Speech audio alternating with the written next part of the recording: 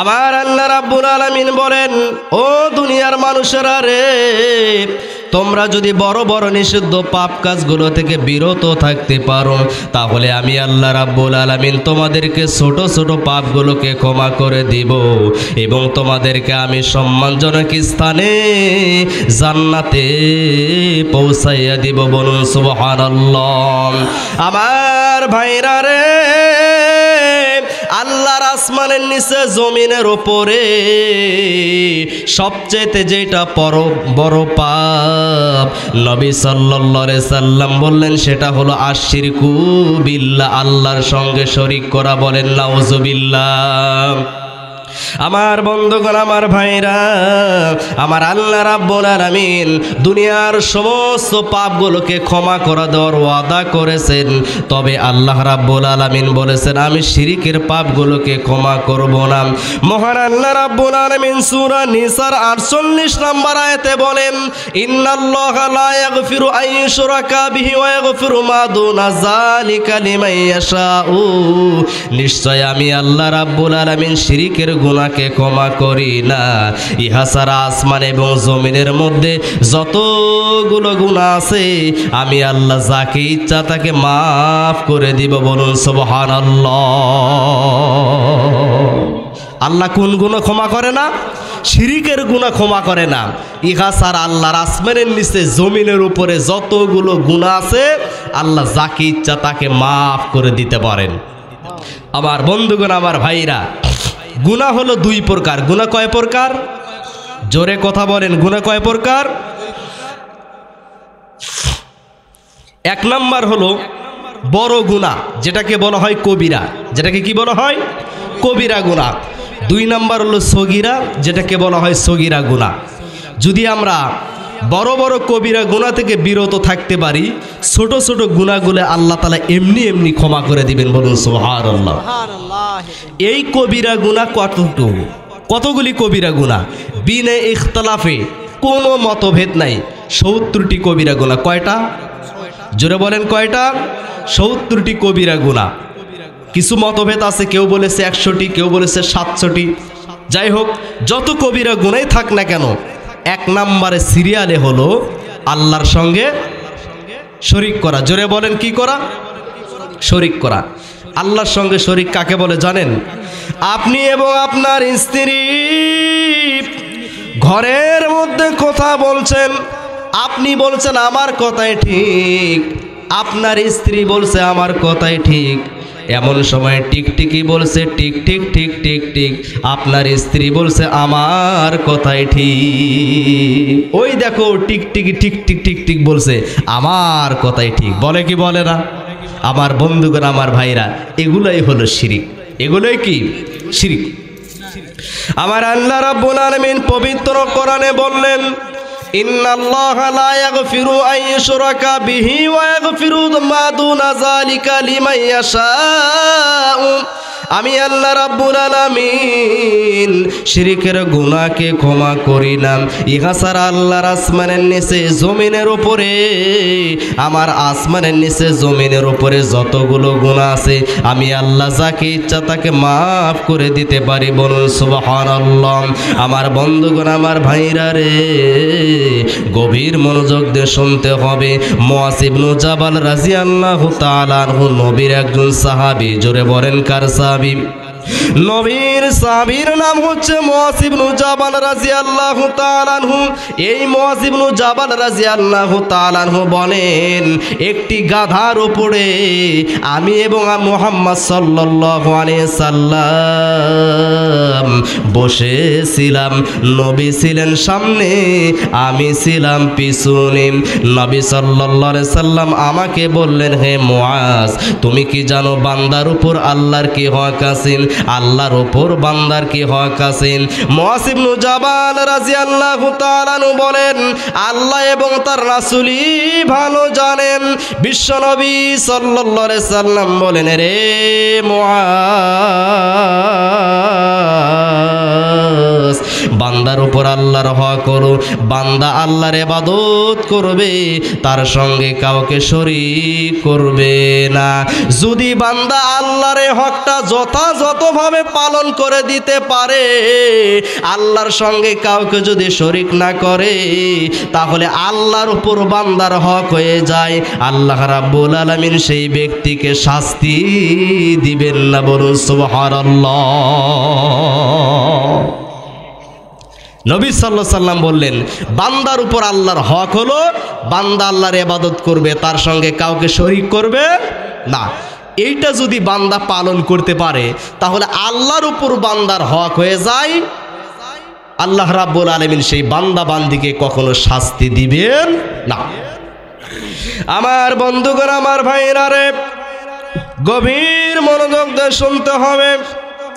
আল্লাহ রাব্বুল আলামিনের সঙ্গে শরীকের গুনাহ আমার আল্লাহ ক্ষমা করে না। কারণ যারা শিরিক করে তাদের উপর আমার আল্লাহ জান্নাতটা হারাম করিয়ে দেন। সূরা মাইদার ৭২ নম্বর আয়াতে আল্লাহ তাআলা বলেন, ইন্নাহু মাইয়ুশরিক বিল্লাহি ফাকাদ হারামাল্লাহু আলাইহিল জান্নাতা ওয়া মাওয়াহুন নার ওয়া মা লিয-যালিমিনা মিন আনসার। আল্লাহ তাআলা বলেন, যারা আমার সঙ্গে শরিক করবে, আমি আল্লাহ রাব্বুল আলামিন তাদের উপর জান্নাতটাকে হারাম করে দিব এবং তাদের পরিণত হবে জাহান্নাম। ওই সমস্ত জালিমদের কোনো সাহায্যকারী নাই। বলেন নাউজুবিল্লাহ। আমার বন্ধুগণ, আমার ভাইরা রে, যারা আল্লাহর সঙ্গে শরীক করবে তাদের উপর আল্লাহ জান্নাতটা হারাম করে দিবে। কি করে দিবেন? জান্নাত হারাম, কোনোদিনও জান্নাত পাবে না যারা আল্লাহর সঙ্গে শরীক করবে।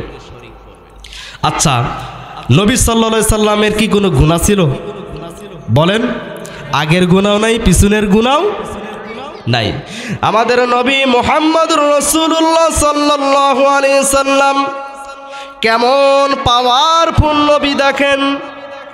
আল্লাহর নবী সাল্লাল্লাহু আলাইহি সাল্লাম কিয়ামতের মাঠে সর্বপ্রথম জান্নাতে যাইয়া জান্নাতের দরজায় করাঘাত করবে।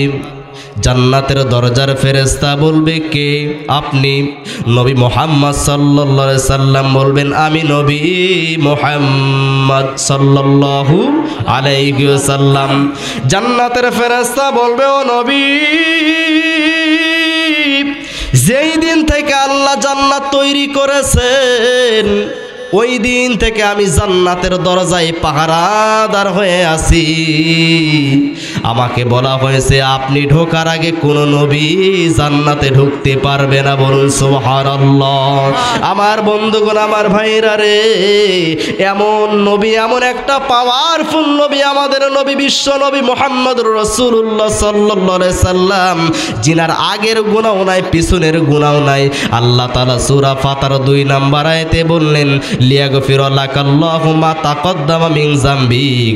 নবীর আগের এবং পিছনের সমস্ত গুনাহগুলো মাফ করে দেওয়া হয়েছে। এই পাওয়ারফুল নবীকে আমার আল্লাহ রাব্বুল আলামিন ডাক দিয়ে বললেন, লাইন আশরাকতা লা ইয়াহবাতান্না আমালুকা ওয়া লা তাকুনান্না মিনাল খাসিরিন। সূরা জুমারের 65 নম্বর আয়াত দ্বারা আল্লাহ তাআলা ধমক দিয়ে নবীকে বললেন, ও নবী, আপনি যদি আমার সঙ্গে শরীক করেন, আপনার আমলগুলো বাতিল হয়ে যাবে এবং আপনি ক্ষতিগ্রস্তের অন্তর্ভুক্ত হবেন। বলেন নাউজুবিল্লাহ। আমার ভাইরা রে, আল্লাহর নবীর কোনো গুনাহ নাই, কোনো পাপ নাই, পিছনে এবং সামনের সমস্ত ভুল ত্রুটি আল্লাহ তাআলা মাফ করে দিয়েছেন। এমন নবীকে আল্লাহ তাআলা বললেন, হে নবী, আপনি যদি আমার সঙ্গে শরীক করেন তাহলে আপনিও জান্নামে যাবেন। বলেন নাউজুবিল্লাহ। আল্লাহ নবীকে বললেন, আপনিও জাহান্নামে যাবেন, আপনিও ক্ষতিগ্রস্তের অন্তর্ভুক্ত হবেন যদি আপনি আমার সঙ্গে কাউকে শরীক করেন। তাহলে আমরা যদি শরীক করি আমাদের অবস্থা কি হবে? জোরে বলেন, আমাদের অবস্থা কি হবে? আচ্ছা বলেন তো, আল্লাহর কাছে চাওয়া বাদ দিয়া মরা মানুষের নিকটে যদি আমরা কিছু চাই, সেটা শিরিক হবে কি হবে না? জোরে বলেন, হবে কি হবে না? আমাদের বাংলাদেশের অনেক মানুষ আছে যারা আল্লাহর কাছে চায় না, মরা মানুষের নিকটে চায়। জোরে বলেন কথা ঠিক না ব্যাঠিক? আমার বন্ধুগণ, আমার ভাইরা, গভীর মনোযোগ দিয়ে শুনতে হবে। বিশ্বনবী সাল্লাল্লাহু আলাইহি সাল্লাম বললেন, ইবনু আব্বাস রাদিয়াল্লাহু তাআলা আনহু থেকে হাদিসটি বর্ণিত হয়েছে, নবী সাল্লাল্লাহু আলাইহি সাল্লাম একদিন সাহাবাদেরকে লক্ষ্য করে বললেন, ওরে সাহাবীরা রে, আমার সামনে সমস্ত উম্মতকে পেশ করা হলো। আমি দেখতে পেলাম কোন নবীর সঙ্গে মাত্র 2 জন উম্মত, কোন নবীর সঙ্গে মাত্র 3 জন উম্মত, কোন নবীর সঙ্গে মাত্র 7 জন উম্মত, কোন নবীর সঙ্গে কোনো উম্মতই নাই, নবী একা দাঁড়িয়ে আছেন। এমন সময় আমি বিশাল বড় একটা জাতি দেখতে পেলাম। আমি মনে করলাম এরাই মনে হয় আমার উম্মত। আমাকে বলা হলো, নবী না না না না, এরা হলো মুসা আলাইহিস সালামের উম্মত। আমি অন্যদিকে তাকালাম, আমাকে বলা হলো, নবী ওই যে দেখা যায় বিশাল বড় একটা জাতি, ওই জাতি হলো আপনার উম্মত। আমাকে বলা হলো, ওই আল্লাহর নবী সাল্লাল্লাহু আলাইহি সাল্লাম, এই উম্মতের মধ্যে 70,000 মানুষ যারা আছে, বিনা হিসাবে বিনা আযাবে আল্লাহর জান্নাতে চলে যাবে। বলুন সুবহানাল্লাহ। নবী সাল্লাল্লাহু আলাইহি সাল্লাম এই কথা সাহাবাদের মধ্যে বললেন, বলে বাড়ির ভিতরে চলে গেলেন। সাহাবীরা আলোচনা শুরু করে দিল, ওই 70,000 মানুষ কারা? যারা বিনা হিসাবে বিনা আযাবে আল্লাহর জান্নাতে চলে যাবে। নবী সাল্লাল্লাহু আলাইহি সাল্লামের সাহাবীরা বলতে শুরু করে দিল, তারা মনে হয় ওই সমস্ত ব্যক্তি যারা নবীর সাহাবী হবে তারা। অনেকে বলল, না না, যারা মুসলমানদের ঘরে জন্ম নিয়েছে এবং ঈমান নিয়ে মারা গিয়েছে, আল্লাহর সঙ্গে কাউকে শরীক করেনি, তারা মনে হয় ওই সমস্ত লোক যারা বিনা হিসাবে বিনা আযাবে আল্লাহর জান্নাতে চলে যাবে।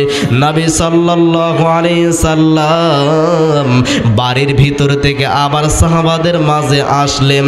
সাহাবাদেরকে বললেন, তোমরা কি বিষয়ে আলোচনা করছিলে? সাহাবারা বললেন, আমরা এই বিষয়ে আলোচনা করছিলাম।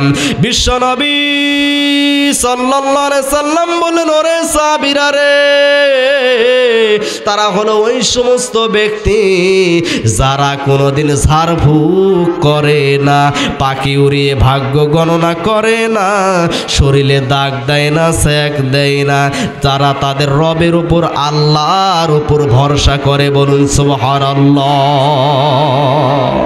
নবী সাল্লাল্লাহু আলাইহি সাল্লাম বললেন, তারা হলো ওই সমস্ত ব্যক্তি যারা ঝাড়ফুঁক করে না, পাখি উড়িয়ে ভাগ্য গণনা করে না, কুলক্ষণে বিশ্বাস করে না, এবং তারা তাদের রবের উপর ভরসা করে থাকে। নবী সাল্লাল্লাহু আলাইহি সাল্লাম বললেন, ওই সমস্ত ব্যক্তি 70,000 তারা আল্লাহর জান্নাতে বিনা হিসাবে বিনা আযাবে চলে যাবে। বলুন সুবহানাল্লাহ। এখন আপনারা কি আল্লাহর জান্নাতে বিনা হিসাবে যেতে চান? জোরে বলেন, চান? তাহলে নবী সাল্লাল্লাহু আলাইহি সাল্লাম যে বললেন ঝাড়ফুঁক করা যাবে না, ঝাড়ফুঁক করা যাবে আবার যাবে না। আমাদের দেশে কিছু মানুষ আছে যারা নামাজ কালাম কিছুই পড়ে না, সারা রাত দিন 24 ঘন্টা বিড়ি টানে, এরাও আবার ঝাড়ফুঁক করে। কথা ঠিক না ঠিক? এরা কি পরে যে ঝাড়ফুঁক করে আল্লাহই ভালো জানে। ঝাড়ফুঁক করা জায়েজ আছে, কোরআন এবং হাদিস থেকে, সহিহ সুন্নাহ থেকে আপনি ঝাড়ফুঁক করবেন, সমস্যা নাই। নবী সাল্লাল্লাহু আলাইহি সাল্লাম ঝাড়ফুঁক করেছেন এবং ঝাড়ফুঁক নিয়েছেন তিনার স্ত্রীদের নিকট থেকে। আম্মা জান আয়েশা রাদিয়াল্লাহু তাআলা আনহা বলেন, রাসূল সাল্লাল্লাহু আলাইহি সাল্লাম যখন অসুস্থ ছিলেন, আমি নবী সাল্লাল্লাহু আলাইহি সাল্লামকে ঝাড়ফুঁক করেছি। বলুন সুবহানাল্লাহ। আল্লাহর নবী সাল্লাল্লাহু আলাইহি সাল্লামকে মদিনার মুনাফিক ইহুদি, এক ইহুদি জাদু করেছিল। নবী সাল্লাল্লাহু আলাইহি সাল্লাম 6 মাস কিংবা তার বেশি অসুস্থ হয়ে পড়েছিলেন। এ মুসলমান ইমানদার আল্লাহর গোলাম, গভীর মনোযোগ দিয়ে শুনতে হবে। আল্লাহর নবী সাল্লাল্লাহু আলাইহি সাল্লাম 6 মাসের বেশি অসুস্থ হয়ে পড়েছিলেন। নবী সাল্লাল্লাহু আলাইহি সাল্লামের জাদুর প্রভাব শুনে এমন আল্লাহর নবী মনে করেছেন আমি আমার স্ত্রীদের নিকটে গিয়েছি, কিন্তু নবী স্ত্রীদের নিকটে যাননি। এটা ছিল জাদু জাদুর প্রভাব। নবী সাল্লাল্লাহু আলাইহি সাল্লাম একদিন ঘুমিয়ে আছে, স্বপ্নে হযরত জিবরাইল আলাইহিস সালাম হযরত মিকাইল আলাইহিস সালাম এসে নবীকে বললেন, আল্লাহ নবীকে জানিয়ে দিলেন স্বপ্নের মাধ্যমে কে জাদু করেছে। আল্লাহর নবী সাল্লাল্লাহু আলাইহি সাল্লাম বললেন,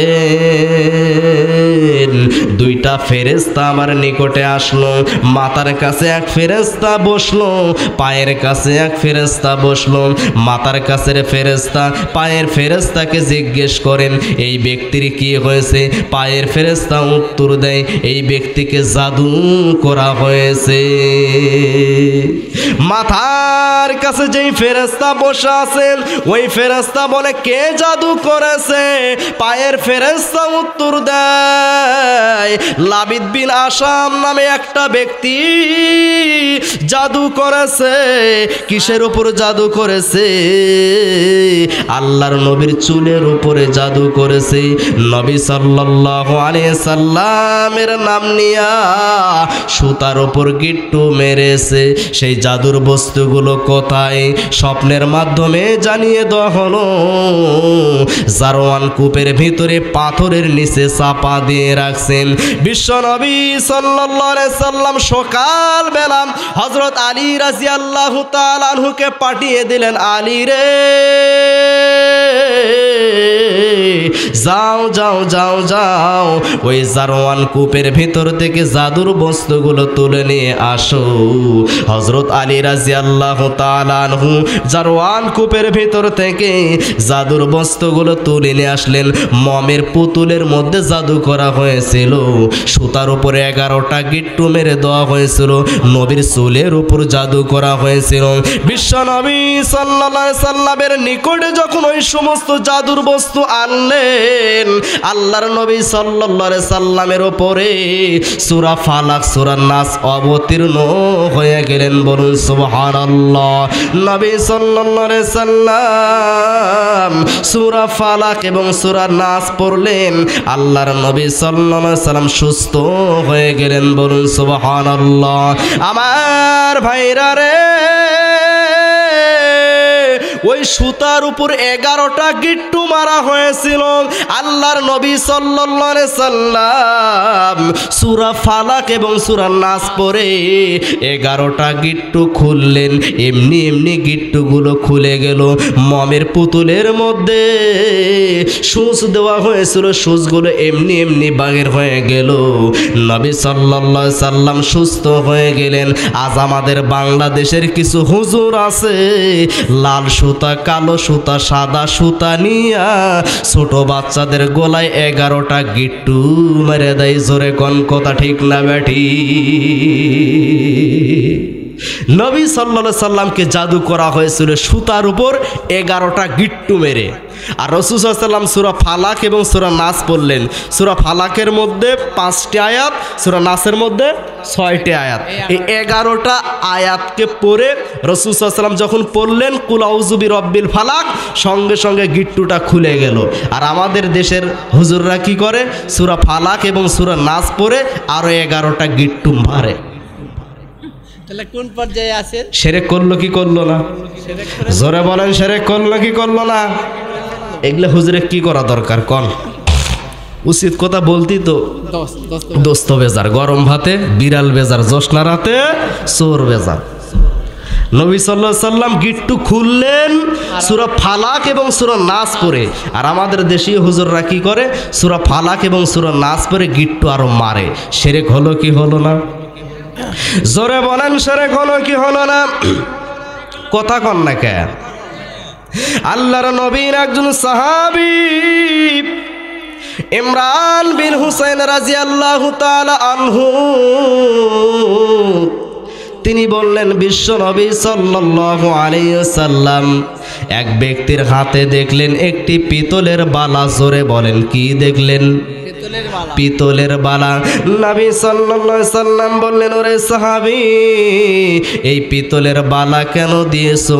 ওই সাহাবীটা বললেন, ইয়া রাসূলুল্লাহ সাল্লাল্লাহু আলাইহি সাল্লাম, আমার শরীরের দুর্বলতা আছে, এই দুর্বলতা দূর করার জন্য পিতলের বালা দিয়েছি। বিশ্বনবী সাল্লাল্লাহু আলাইহি সাল্লাম বললেন, এটা এখনই খুলে ফেলো, কারণ পিতন, এই পিতনের বালা পরা অবস্থায় যদি তুমি মৃত্যুবরণ করো তাহলে তুমি কখনো সফলতা অর্জন করতে পারবে না, তার মানে কখনো তুমি জান্নাতে যাবে না। বলেন নাউজুবিল্লাহ। এ মুসলমান ইমানদার আল্লাহর গোলাম, নবীর সাহাবী পিতলের বালা পরে আছেন আর আল্লাহর নবী সাল্লাল্লাহু আলাইহি সাল্লাম বললেন এটা খুলে ফেলো। আজকে আমাদের বাংলাদেশে পিতলের বালা পরে কি পরে না? হাতের বাতের ব্যথা ভালো করার জন্য পরে কি পরে না? অষ্টধাতুর আংটি পরে, শনি গ্রহ কেটে যাবে। জোরে কোন কথা ঠিক না ব্যাটিং? আল্লাহি আল্লাহর কসম করে বলি, আল্লাহর নবীর সাহাবী হুযায়ফা রাদিয়াল্লাহু তাআলা আনহু এক ব্যক্তির হাতে দেখলেন সুতা লাগা দেওয়া রয়েছে, জ্বরের জন্য সুতা লাগিয়ে দিয়েছে। বিশ্বনবী সাল্লাল্লাহু আলাইহি সাল্লামের ওই সাহাবী ওই সুতাটা কেটে ফেলে দিলেন এবং বললেন ওয়া ইউমিনু আকসারুহুম বিল্লাহি ইল্লাহুম মুশরিকুন। অধিকাংশ মানুষ আল্লাহর প্রতি ঈমান আনা সত্ত্বেও মুশরিক। বলেন নাউজুবিল্লাহ। নবী সাল্লাল্লাহু আলাইহি সাল্লামের সাহাবী হুযায়ফা রাদিয়াল্লাহু তাআলা আনহু এক ব্যক্তির হাতে দেখলেন সাদা সুতা। কিসের জন্য? জ্বর হয়েছে, এই জ্বরের জন্য সাদা সুতা বাঁধা হয়েছে। আর হুযায়ফা রাদিয়াল্লাহু তাআলা আনহু ওই সাদা সুতাটা কেটে দিলেন। কেটে দিয়ে বললেন, সূরা ইউসুফের 106 নম্বর আয়াত তেলাওয়াত করলেন, ওয়া মা ইউমিনু আকসারুহুম বিল্লাহি ইল্লা ওয়া হুম মুশরিকুন। অধিকাংশ মানুষ ঈমান আনা সত্ত্বেও মুশরিক। অধিকাংশ মানুষ ঈমান আনা সত্ত্বেও মুশরিক। তাহলে সুতা যদি বাঁধা না যায়, তাবিজ বাঁধা যাবে? জোরে বলেন, তাবিজ বাঁধা যাবে? রাসূল সাল্লাল্লাহু আলাইহি ওয়াসাল্লাম বলেছেন, মান তাআল্লাকা তামিমাতান ফাকাদ আশরাকা। যে ব্যক্তি তাবিজ ঝুলালো সেই ব্যক্তি শিরিক করলো। শিরিক কাকে বলে জানেন? এই কথা শোনার পরে মা বোনদের সন্তানে গলায়, কোমরে, হাতে এবং আপনার গলায়, আপনার হাতে, আপনার কোমরে, আপনার শরীরে যদি কোনো তাবিজ থাকে এই মুহূর্তে খুলে ফেলে দেন। যদি খুলে না ফেলে দেন তাহলে আপনি আল্লাহর সঙ্গে শরিক করলেন। বলেন কথা ঠিক না ব্যাটি? নবী সাল্লাল্লাহু আলাইহি ওয়াসাল্লাম বলেছেন যারা তাবিজ ঝোলায় তারা কি করে? শিরিক করে আল্লাহর সঙ্গে। আমার বন্ধুগণ, আমার ভাইরা রে, গভীর মনোযোগ দিয়ে শুনতে হবে। আল্লাহর নবী সাল্লাল্লাহু আলাইহি সাল্লাম সূরা ফালাক এবং সূরা নাস পড়লেন, সুস্থ হয়ে গেলেন। বিশ্ব নবী সাল্লাল্লাহু আলাইহি সাল্লামকে জাদু করা হয়েছিল, সুতার উপরে 11টা গিট্টু মারা হয়েছিল। এ মুসলমান ইমানদার আল্লাহর গোলাম, গভীর মনোযোগ দিয়ে শুনতে হবে। এগুলোই হলো আল্লাহর সঙ্গে শরীক করা। তবে বিশ্ব নবী সাল্লাল্লাহু আলাইহি সাল্লাম সূরা ফালাক এবং সূরা নাস পড়ে ঝাড়ফুঁক করেছেন। রাতের বেলা শোয়ার সময় সূরা ইখলাস, সূরা ফালাক, সূরা নাস পড়ে হাতে এই রকম ভাবে ফু দিয়ে 3 বার করে মাথা থেকে পায়ের পাতা পর্যন্ত সামনের দিকে মাসে করেছেন। বলুন সুবহানাল্লাহ। আমার বন্ধুগণ, আমার ভাইরা রে, গভীর মনোযোগ দিয়ে শুনতে হবে। আল্লাহর নবী সাল্লাল্লাহু আলাইহি সাল্লাম বললেন যারা ঝাড়ফুঁক কি করে না, ঝাড়ফুঁক করে না, যারা তন্ত্র মন্ত্র করে ঝাড়ফুঁক করে না, যারা সূরা ফালাক এবং সূরা নাস দিয়ে, সূরা ফাতিহা দিয়ে ঝাড়ফুঁক করে, বিশ্বনবী সাল্লাল্লাহু আলাইহি সাল্লাম এগুলোকে দোষের কিছু বলে নাই। তবে যারা শিরকি মন্ত্র পড়ে ঝাড়ফুঁক করে তাদের ব্যাপারে বিশ্বনবী সাল্লাল্লাহু আলাইহি সাল্লাম বলেছেন ওরা শিরিক করে। বলেন নাউজুবিল্লাহ। আমার বন্ধুগণ, আমার ভাইরা রে, নবী সাল্লাল্লাহু আলাইহি সাল্লাম বললেন যারা কোনো কুলক্ষণে বিশ্বাস করে না তারা বিনা হিসাবে, বিনা আযাবে আল্লাহর জান্নাতে চলে যাবে। বলুন সুবহানাল্লাহ। এ মুসলমান ইমানদার আল্লাহর গোলাম, কুলক্ষণ কাকে বলে জানেন? আমরা মনে করি সকালবেলা দোকানে বাকি দেওয়া যাবে না। জোরে বলেন বলি কি বলি না? সকালবেলা যদি বাকি দেই সারা দিন বাকি যাবে, এরকম আমাদের মনে বিশ্বাস আছে কি না নাই? এটাই হলো কুলক্ষণ। আরেকটা কুলক্ষণ আমাদের মধ্যে আছে, জামা কলা খেলে সন্তান যমজ হয়। জোরে কোন কথা ঠিক না ব্যাঠিক? এগুলোই তো শিরিক। শিরিক আবার কাকে বলে? এগুলোই শিরিক। মহিলারা জমা কলা খায় না, পুরুষরা খায় না, খাইলে যমজ সন্তান হয়। জোরে বলেন কথা ঠিক না ব্যাঠিক? আমার বন্ধুগণ, আমার ভাইরা রে, সকালবেলা দোকানে বাকি দেওয়া যাবে না। সকালবেলা যদি দোকানে বাকি দেয় সারাদিন বাকি যাবে। এটা জানলো কেমনে? ও কি গায়েব জানে? জোরে বলেন জানেন? এ মুসলমান ইমানদার আল্লাহর গোলাম, বিশ্বনবী সাল্লাল্লাহু আলাইহি সাল্লাম বললেন কোনো প্রকার কুলক্ষণ নেই। জোরে বলেন কি নেই? কোনো প্রকার কুলক্ষণ নাই। রাতের বেলা টাকা দেওয়া যাবে না, রবিবারে বাঁশ কাটা যাবে না। এরকম সমাজে কুসংস্কার আছে না নাই? পরীক্ষার আগে যদি ডিম খাইয়ে যায়, রসগোল্লা খেয়ে যায়, তাহলে পরীক্ষায় শূন্য পাবে। এরকম বলে কি বলে না? জোরে বলেন বলে কি বলে না? সকালবেলা কানা নেংরা খরা যারা আছে, আল্লাহ যাদেরকে প্রতিবন্ধী করেছে, এদের চেহারা দেখলে সারাদিন স্বাদ খারাপ হয়ে যায়। জোরে বলেন বলে কি বলে না?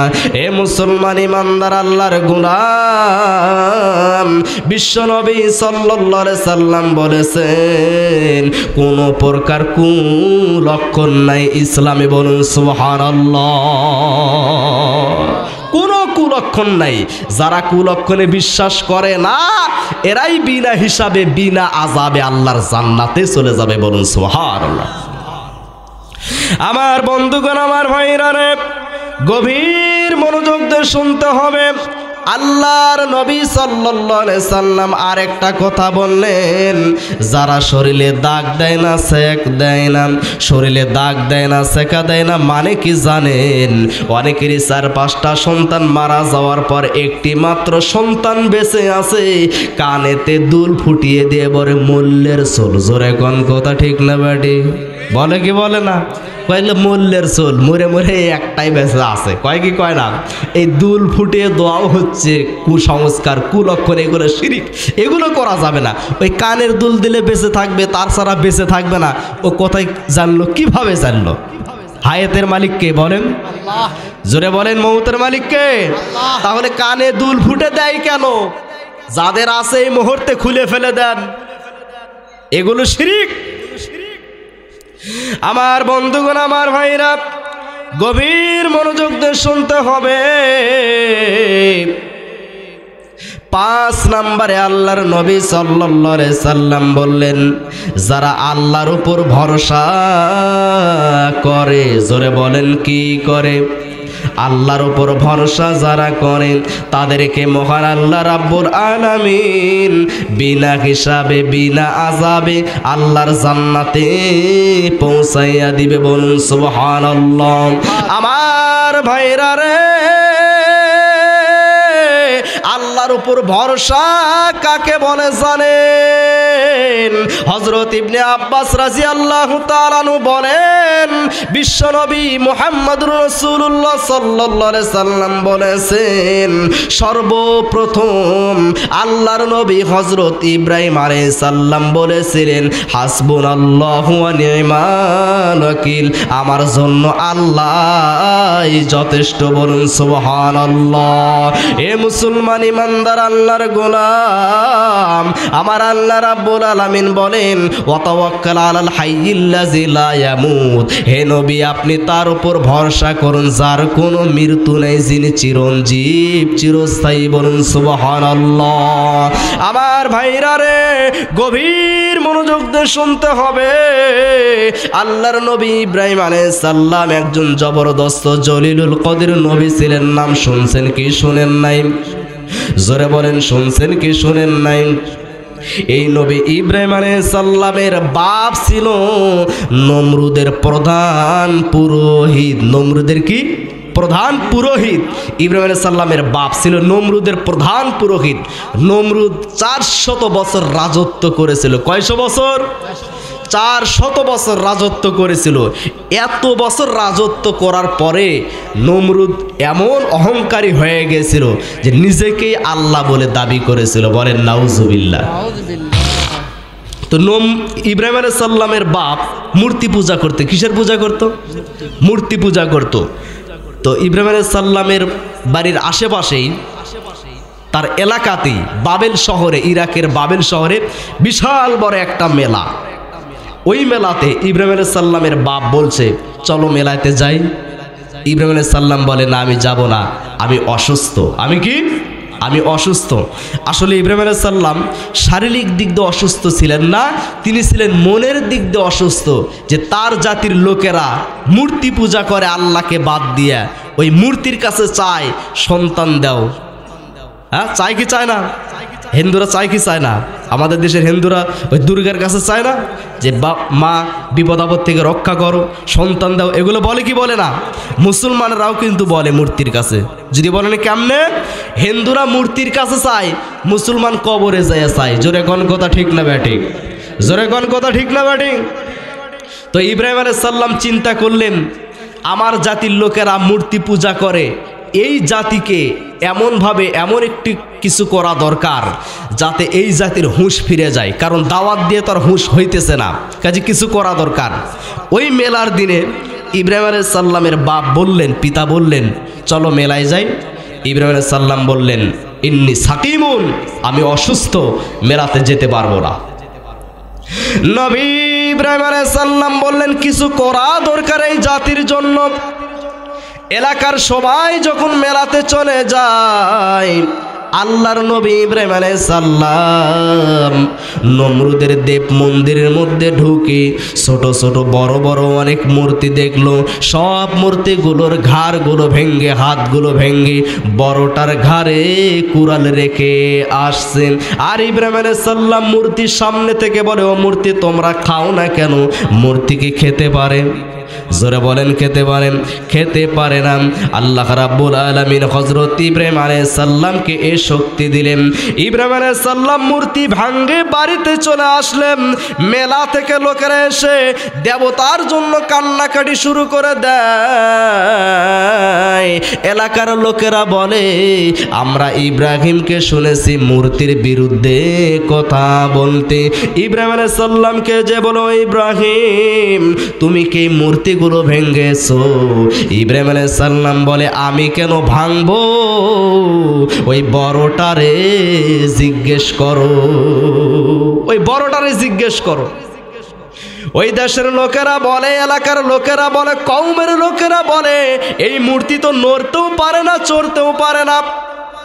আল্লাহ নবী ইব্রাহিম আলাইহিস সালাম বলেন যেগুলো নড়তে পারে না, শরীরের মশা মাছি পর্যন্ত তাড়াতে পারে না, এই মূর্তি তোমাদের মাবুদ হয় কিভাবে? কেমনে তোমাদের উপকার করে? কিছুই তো করতে পারে না। আল্লাহর নবী হযরত ইব্রাহিম আলাইহিস সালামকে নমরুদের সামনে নিয়ে যাওয়া হলো। নমরুদ বলে, ও ইব্রাহিম তোমার মাবুদ কে? ইব্রাহিম আলাইহিস সালাম বলেন রব্বি আল্লাযী ইহয়ী ওয়া ইউমীত, আমার রব হলো আল্লাহ যিনি বাঁচান এবং মারেন। জোরে বলেন কি করেন? আল্লাহ বাঁচান এবং মারেন। নমরুদ বলে আনা উহয়ী ওয়া ইউমীত, আমিও বাঁচাতে পারি, আমিও মারতে পারি। এই কথা বলে নমরুদ কারাগারের রক্ষীকে বললেন, ওই কারারক্ষী দুইটা মৃত্যুদণ্ড প্রাপ্ত আসামি নিয়ে আসো। একজনকে কতল করলো, আরেকজনকে ছাড়িয়ে দে। বলল ওরে ইব্রাহিম আমিও বাঁচাতে পারি, মারতেও পারি। আল্লাহর নবী ইব্রাহিম আলাইহিস সালাম বললেন, ওরে নমরুদ আমার আল্লাহ প্রতিদিন সূর্য পূর্ব দিক থেকে তুলে পশ্চিম দিকে ডুবায়, তোর কেমন শক্তি দেখে আগামীকাল পশ্চিম দিক থেকে তুলে পূর্ব দিকে ডুবা। নমরুদ পারবে? জোরে বলেন পারবেন? নমরুদ কোনো কথা বলে না। নমরুদ ঘোষণা করে দিল ইব্রাহিম আলাইহিস সালামকে আগুনে পুড়ে ফেলতে হবে, কারণ এমন শাস্তি দিতে হবে ভবিষ্যতে যেন এই জাতির মধ্যে কোনো লোকেরা বলতে না পারে, মূর্তির বিরুদ্ধে কথা বলতে না পারে, মূর্তি যেন ভাঙতে না পারে। বিশাল বড় গর্ত খুঁড়ে আল্লাহর নবী হযরত ইব্রাহিম আলাইহিস সালামকে গর্তের মধ্যে ফেলে দিতে যাবে। এমন সময় জিবরাইল আলাইহিস সালাম এসে বলে, ও নবী ইব্রাহিম আলাইহিস সালাম, আপনি আমাকে বলুন আপনার জন্য আমি কি করতে পারি, আপনাকে আমি সাহায্য করব কি করব না। আপনি যদি বলেন আমাকে সাহায্য করতে, আমার 600 ডানা আছে, 600 পাখা আছে, এক পাখা দ্বারা যদি আমি বাড়ি দেই, নমরুদের এই অগ্নিকাণ্ড 7 সমুদ্র 13 নদী পার হয়ে যাবে। ইব্রাহিম আলাইহিস সালাম বলেন, না না না, আমার আল্লাহ কি দেখতেছেন না? ইব্রাহিম আলাইহিস সালাম বলেন, হাসবুনাল্লাহু নি'মাল ওয়াকিল, আমার জন্য আল্লাহই যথেষ্ট। বলুন সুবহানাল্লাহ। এইরকম ভরসা করেছিলেন নবী ইব্রাহিম আলাইহিস সালাম, বলেছিলেন আগুনে ফেলে দিবে। এমন সময় ইব্রাহিম আলাইহিস সালাম বললেন, হাসবুনাল্লাহু ওয়া নি'মাল ওয়াকিল, আমার জন্য আল্লাহই যথেষ্ট, তিনি উত্তম কর্ম বিধায়ক। বলুন সুবহানাল্লাহ। সুবহানাল্লাহ। এই কথা যখন বললেন, আল্লাহ রাব্বুল আলামিন আগুনকে লক্ষ্য করে বললেন, ইয়া নারু কুনি বারদাও ওয়া সালামান আলা ইব্রাহিম, হে আগুন, ইব্রাহিমের জন্য তুমি শান্তিদায়ক হয়ে যাও। বলুন সুবহানাল্লাহ। এ মুসলমান ইমানদার আল্লাহর গোলাম, নবী ইব্রাহিম আলাইহিস সালাম যেইভাবে আল্লাহর উপর ভরসা করেছিলেন, এই রকম যদি আমরা ভরসা করতে পারি, বিশ্বনবী সাল্লাল্লাহু আলাইহি সাল্লাম বলছেন, কামা ইয়ারযুকুত তায়র, আল্লাহ তোমাদেরকে পাখিদের মতো রুজি দান করবেন। বলুন সুবহানাল্লাহ। তাগদু খামিসান ওয়া তারুহু বিতানা, পাখিদের মতো আল্লাহ কেমনে রিজিক দান করবেন? পাখিরা সকালবেলা ক্ষুধার্ত বাসা থেকে বাহির হয়ে যায়, আবার সন্ধ্যাবেলা পেট ভরে বাসায় ফিরে। জোরে বলেন কথা ঠিক না ব্যাঠিক? পাখিরা কি আমাদের মতো 10 মণ 5 মণ ধান কি বেরি তুলে রাখছে? বেরিতে তুলে রাখছে? গোলা ঘরে রাখছে? চাউল ড্রামে ভরে রাখছে? নবী সাল্লাল্লাহু আলাইহি ওয়াসাল্লাম বলছেন, তোমরা যদি আল্লাহর উপর যথাসাধ্য এইরকম ভরসা যদি করতে পারো, কামা ইয়ারযুকুত তায়র তাগদু খামিসান ওয়া তারুহু বিতানা, তাহলে আল্লাহ তাআলা তোমাদেরকে সেই মতো রুজি দান করবেন যেইভাবে আল্লাহ পাখিদেরকে রিজিক দান করেন। সকালবেলা ক্ষুধার্ত পাখি বাসা থেকে বাহির হয়ে যায়, সন্ধ্যাবেলা পেট ভরে বাসায় ফিরে। বলুন সুবহানাল্লাহ। সুবহানাল্লাহ। আমার ভাইরা রে, আমার বন্ধুগণা, গভীর মনোযোগ দিয়ে শুনতে হবে। আল্লাহর নবীর সাহাবী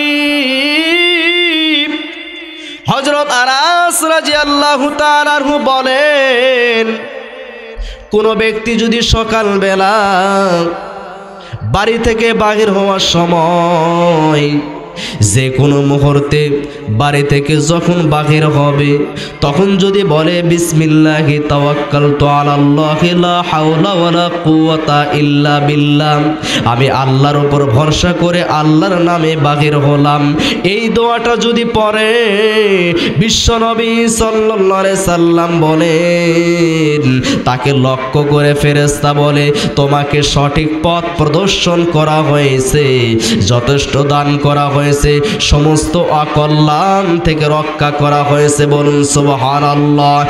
এক শয়তান আরেক শয়তানকে বলে, ওই ব্যক্তির উপর তোমার কি রকম প্রভাব খাটতে পারে ওই ব্যক্তির উপরে, কারণ ওই ব্যক্তিকে সমস্ত অকল্যাণ থেকে রক্ষা করা হয়েছে। বলুন সুবহানাল্লাহ। আমার বন্ধুগণ, আমার ভাইরা রে, যদি কোনো ব্যক্তি বিসমিল্লাহি তাওয়াক্কালতু আলাল্লাহি লা হাওলা ওয়ালা কুওয়াতা ইল্লা বিল্লাহ নাউজুবিল্লাহ, এই দোয়াটা পরে ঘর হইতে মহিলা হোক পুরুষ হোক যদি বাহির হয়ে যায়, বিশ্বনবী সাল্লাল্লাহু আলাইহি সাল্লাম বলেছেন শয়তান তার কোনো ক্ষতি করতে পারবে না। বলুন সুবহানাল্লাহ। এ মুসলমান ইমানদার আল্লাহর গোলাম, এই রকম আল্লাহর উপর ভরসা করতে হবে। জোরে বলেন কি করতে হবে? ভরসা করতে হবে। নবী সাল্লাল্লাহু আলাইহি সাল্লাম বললেন এই রকম যারা আল্লাহর উপর ভরসা করবে তাদেরকে আল্লাহ তাআলা বিনা হিসাবে বিনা আযাবে আল্লাহর জান্নাতে পৌঁছাইয়া দিবে। বলুন সুবহানাল্লাহ। আমার ভাইরা রে, গভীর মনোযোগ দিয়ে শুনতে হবে। আমি বলছিলাম আল্লাহর সঙ্গে যারা শরীক করবে তাদেরকে বিশ্বনবী সাল্লাল্লাহু আলাইহি সাল্লাম বলেছেন ওদের জন্য রয়েছে জাহান্নাম। নবী সাল্লাল্লাহু আলাইহি সাল্লাম আর একটা কথা বললেন, যারা ভাগ্য গণনা করে না, পাখি উড়িয়ে ভাগ্য গণনা করে না। আমাদের বাংলাদেশে ঢাকা শহরে টিয়া পাখির মাধ্যম দিয়ে ভাগ্য গণনা করা হয়। জোরে বলেন কথা ঠিক না ব্যাটি? বিশ্বনবী সাল্লাল্লাহু আলাইহি সাল্লাম বলছেন কোন মানুষ যদি কোনো গণকের নিকটে যায় হাত দেখায়, যদি হাত দেখায় গণককে কোনো কিছু জিজ্ঞেস করে, গণক কি বলল না বলল সেটা পরের ব্যাপার। যদি বলে যে আমার হাতটা দেখেন, আমার ভাগ্যটা কি আছে, এই কথা যদি গণককে বলে, আল্লাহর নবী সাল্লাল্লাহু আলাইহি সাল্লাম বলেছেন সেই দিন থেকে তার 40 দিন নামাজ কবুল হবে না। বলেন নাউজুবিল্লাহ। আর যদি গণক যদি বলে তোমার 2টা বউ হবে, 3টা সন্তান মারা যাবে, বলে কি বলে না? এ জোরে কোন কয় কি কয় না? কয় না কেবারে কয় না? গণক যদি বলে 2টা বউ হবে, 3টা সন্তান মারা যাবে, এই কথা যদি বলে, এ মুসলমান ইমানদার আল্লাহর গোলাম, বিশ্বনবী সাল্লাল্লাহু আলাইহি সাল্লাম বললেন গণক যা বলে তা যদি বিশ্বাস করে তাহলে আমার উপর যে কোরআন অবতীর্ণ হয়েছে সে যেন এই কোরআনকে অবিশ্বাস করলো। বলেন নাউজুবিল্লাহ। যদি গণকের নিকটে যাইয়া কোনো কিছু জিজ্ঞেস করে, গণক বলল কিছু সেটা বিশ্বাস করলো না, শুধু যে জিজ্ঞেস করলো আমার হাতটা দেখেন, ভাগ্যটা বলেন, এই কথা জিজ্ঞেস করার সঙ্গে সঙ্গেই 40 দিনের নামাজ কবুল হবে না। নাউজুবিল্লাহ বলেন। আর গণক যা বলে সেটা যদি বিশ্বাস করে তাহলে সে যেন কোরআনকে অস্বীকার করলো। নাউজুবিল্লাহ বলেন। এর নামই হচ্ছে শিরিক। এর নামই কি? শিরিক। এবার বলে যে এই যে হাতে আংটি ব্যবহার করলে, অষ্টধাতুর আংটি বললে শনি গ্রহ কেটে যাবে, ভাগ্য বদলে যাবে, ভাগ্য পাল্টে যাবে, যারা এগুলো বলে ওরা রাস্তায় বসে আংটি বেচে কি জন্য? ওরা দেশের প্রধানমন্ত্রী হতে পারে না ওদের নিজের ভাগ্য পাল্টিয়ে? জোরে বলেন পারে কি পারে না? তো নিজের ভাগ্য বদলাতে পারে না, কিন্তু অন্যের ভাগ্য বদলার জন্য চেষ্টায় আছে। নাউজুবিল্লাহ কন। এরা হলো 1 নাম্বার ভণ্ড প্রতারক। এরা হলো ভণ্ড। এদের আশেপাশে যাবেন না। ওই যে বক্স নিয়ে যে সাউন্ড বক্স নিয়ে যে আংটি বেচছে, অষ্টধাতুর আংটি, এই রোগ ওই রোগ ভালো হয়ে যাবে, ভাগ্য দেখে, হাত দেখে, এদের কাছে কখনো যাবেন না।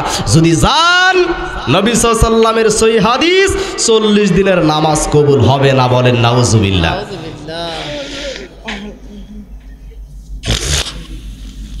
আমার বন্ধুগণ, আমার ভাইরা, গভীর মনোযোগ দিয়ে শুনতে হবে। আমি বলতেছিলাম কবিরা গুনাহ সম্পর্কে আল্লাহর নবী সাল্লাল্লাহু আলাইহি সাল্লাম বললেন যারা আল্লাহর সঙ্গে শিরিক করবে তারা জাহান্নামে চলে যাবে। ডাইরেক্ট কথা, কোনো কথা নয়, এর ভিতরে কোনো আফিল কাটবে না। শিরিক করে যারা মারা যাবে তওবা ছাড়া, সঙ্গে সঙ্গে তারা জাহান্নামে চলে যাবে। একটি কথা বলি শোনেন, খুব মনোযোগ সহকারে শুনবেন। সহিহ মুসলিমের হাদিস, তারিক বিন শিহাব রাদিয়াল্লাহু তাআলা আনহু থেকে হাদিসটি বর্ণিত হয়েছে। বিশ্বনবী সাল্লাল্লাহু আলাইহি সাল্লাম বলছেন তোমাদের পূর্বে কারে এমন 2 জন ব্যক্তি ছিল, ওই 2 জন ব্যক্তি একটি মাছির কারণে জান্নাতে জান্নাতে গিয়েছে, একটি মাছের কারণে জাহান্নামে গিয়েছে। সাহাবীরা বললেন, ইয়া রাসূলুল্লাহ সাল্লাল্লাহু আলাইহি সাল্লাম, মাছের কারণে কেমনে জান্নাতে গেল, কেমনে জাহান্নামে গেল? আল্লাহর নবী সাল্লাল্লাহু আলাইহি সাল্লাম বললেন, ওরে সাহাবীরা রে, এক ব্যক্তি এক মাজারের সাইড দিয়ে যাইতেছিল, মাজারের সাইড দিয়ে রাস্তা, ওই সাইড দিয়ে যাইতেছিল। মাজারের খাদেমরা ওই লোকটাকে ধরে বলে, এই মাজারে কিছু দান করে যাও। ও বলে, আমার কাছে কোনো টাকা পয়সা নেই। বলে, কমপক্ষে একটা মাছি মেরে হলেও তুমি এই মাজারে দিয়ে যাও, নজরানা দিয়ে যাও। লোকটা একবার একটা মাছি মেরে দিয়ে গেল। ওই মাজারের খাদেমরা ওই লোকটাকে ছেড়ে দিল। আমার বন্ধুগণ, গভীর মনোযোগ দিয়ে শুনতে হবে, ওই লোকটাকে ছেড়ে দিল। পরবর্তী আরেকটা লোক যখন আসলো, ওই ব্যক্তিকে বলে, এই মাজারে কিছু দিয়ে যাও। লোকটা বলে, আমার কাছে টাকা নাই।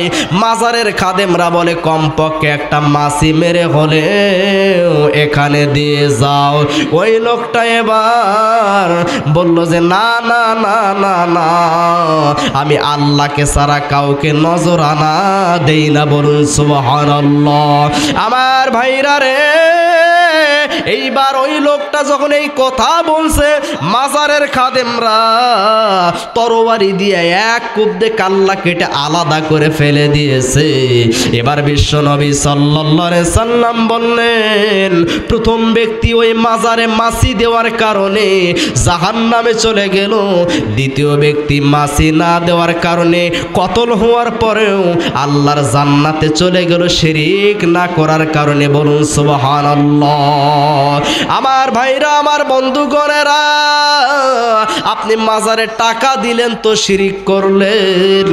মাজারে টাকা দেওয়ার চাইতে বাড়ির পাশে অসুস্থ মানুষ আছে, তাদেরকে দেখাশোনা করা দরকার আগে। জোরে কোন কথা ঠিক না ব্যাটি?